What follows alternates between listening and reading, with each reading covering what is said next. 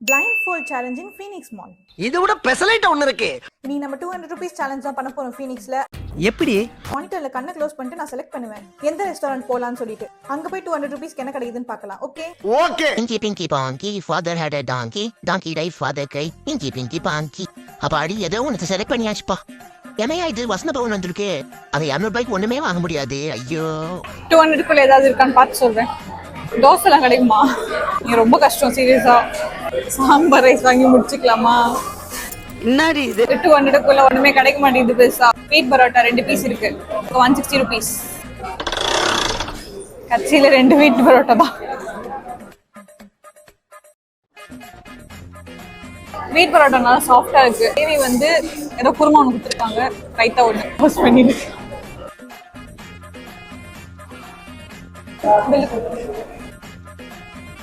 168.